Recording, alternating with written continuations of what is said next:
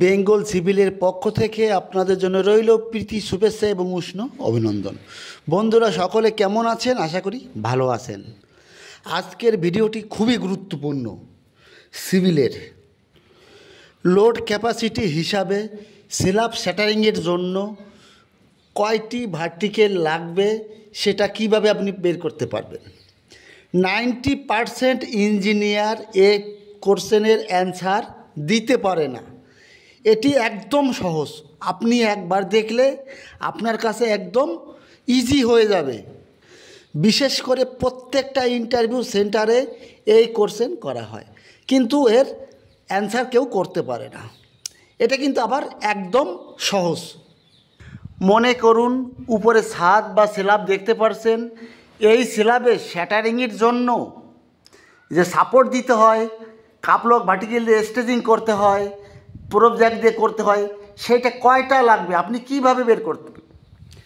আপনার স্ল্যাবের এরিয়া আছে 4 metre by 4 metre, আর স্ল্যাবের থিকনেস আছে, স্ল্যাবের ভরাই আছে 150 mm। 4 metre by 4 metre slab area, স্ল্যাবের কংক্রিট থিকনেস আছে 150 mm। এইবার প্রথমে আমাকে জানতে হবে এই স্ল্যাবে কত m³ কংক্রিট লাগবে, সেটা আপনাকে প্রথমে বের করতে হবে। এইবার সেটা বের করতে গেলে কি করতে হবে? লম্বা, চওড়া আর থিকনেস তিনটে গুণ করলে কিউবিক মিটার বেরিয়ে যাবে। দেখুন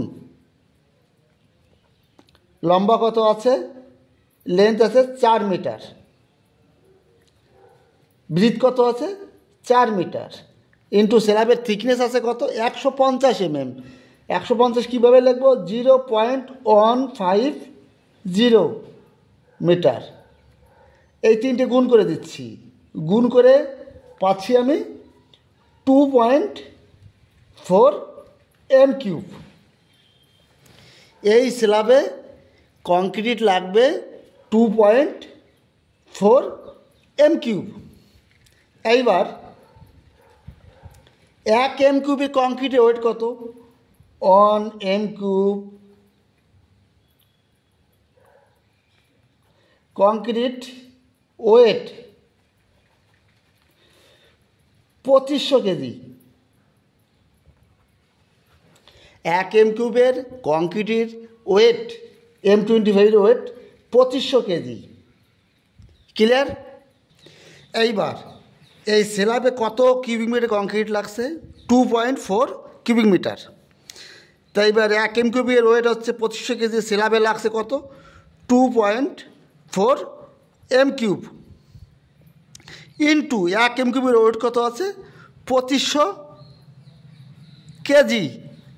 এই দুটি গুণ করে পাচ্ছি আমি 6000 কেজি। এই স্ল্যাবে যে কংক্রিট লাগবে টোটাল কংক্রিটের ওয়েট হচ্ছে 6000 কেজি। এইবার এর সঙ্গে 40% এক্সট্রা অ্যাড করতে হবে।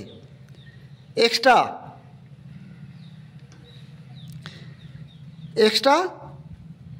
40%। এই এক্সট্রা 40%টা কি? যখন স্ল্যাব শ্যাটারিং করা হবে, শ্যাটারিংয়ের ওয়েট স্টিলের মানে রডের ওয়েট, এইবার শ্যাটারিংয়ের উপরে কংক্রিট পাম্প, মেন পাওয়ার লেবার থাকবে, তাদের ওয়েট সব কিছু মিলিয়ে 40% এর সঙ্গে যোগ করতে হবে।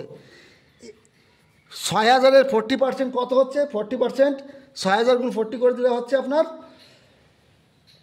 2400 কেজি। 6000-এর এর 40% ইন্টু 40 হচ্ছে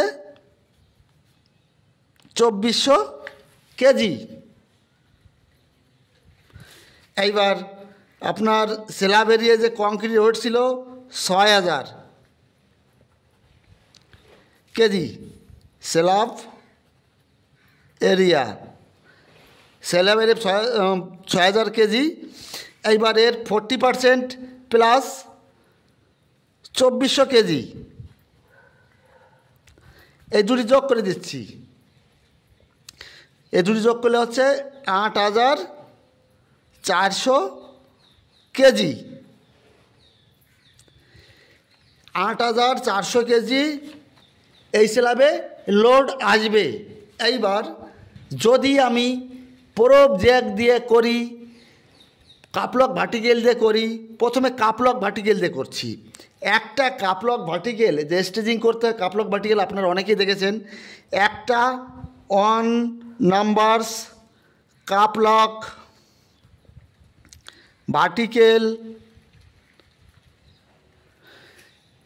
একটা ভার্টিক্যালের লোড ক্যাপাসিটি আপনার 2 টন।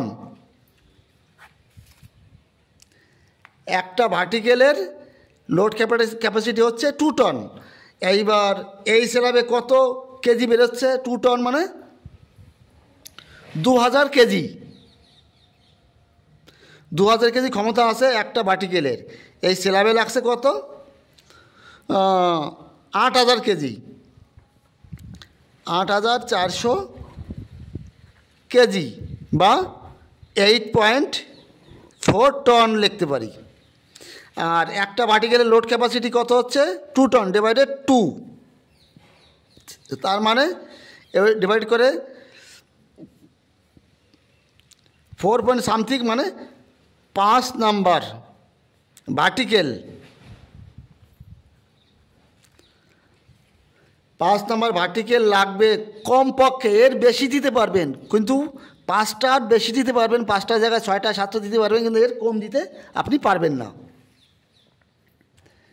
এই ভার্টিক্যালের পরিবর্তে যদি প্রোব জ্যাক দিয়ে করি, প্রোব জ্যাক আপনারা অনেকেই দেখেছেন, একটা ভার্টিক্যালের প্রোব জ্যাকের লোড ক্যাপাসিটি, প্রোব জ্যাকের লোড ক্যাপাসিটি 1 নাম্বার 1.5 টন, আর কাপলক ভার্টিক্যালের 2 টন। এইবার টোটাল 8.4 ডিভাইডেড 1.5 ভাগ করে দেই, ক্যালকুলেশন করে পেয়েছি 5.6, মানে 6 number, 6 numbers probe Jack. 6 number probe Jack কমপক্ষে 6 নাম্বার লাগবে, এর বেশি দিতে পারবে কিন্তু এর কম দিতে পারবে না, তাহলে লোড নিতে পারবে না। বুঝতে পারলেন বন্ধুরা কিভাবে বের করলাম? প্রথমে আপনার এই স্ল্যাবের এরিয়া কত কিউবিক মিটার কংক্রিট লাগলো, এটা বেরিয়ে গেল। এবার 1 এম কিউবের ওয়েট হচ্ছে 2500 কেজি, বুঝতে পারলেন? এবার 2.4 এম কিউব এই স্ল্যাবে কংক্রিট লেগেছে, গুণ করে পেয়েছি এটা তিনটে, 2.4 কিউবিক মিটার। 1 এম কিউবের ওয়েট হচ্ছে 2500 কেজি, দুটো গুণ করে পাচ্ছি 6000 কেজি। এবার 6000 কেজির 40% দিতে হবে এক্সট্রা সাপোর্টের জন্য, তাই সেটা হচ্ছে 2400 কেজি। তো 6000 প্লাস 2400 দিয়ে হচ্ছে 8400 কেজি টোটাল স্ল্যাবের আপনার লোড আসবে। এইবার একটা ভার্টিক্যালে, কাপলক ভার্টিক্যালের লোড ক্যাপাসিটি হচ্ছে 2 টন। এই 8000-এর সঙ্গে 2 টন ভাগ করে দিলে হচ্ছে আপনার 5 নাম্বার আছে, 5টি বার লাগবে কাপলক ভার্টিক্যাল দিয়ে করলে। এইবার যদি আপনি প্রোব জ্যাক দিয়ে করেন 6টা লাগবে, 6টার বেশি দিতে পারবেন, প্লাস 6 প্লাস, কিন্তু আর কম দিতে পারবেন না। এখানে 5 প্লাস, 5টার জায়গায় আপনি 7টাতে করতে পারবেন, কিন্তু 5টার নিচে আপনি করতে পারবেন না। বুঝতে পারলেন? আজ এ পর্যন্তই। যদি ভালো লাগে লাইক কমেন্ট অবশ্যই করবেন। সুস্থ থাকুন, ভালো থাকুন, অল দ্য বেস্ট।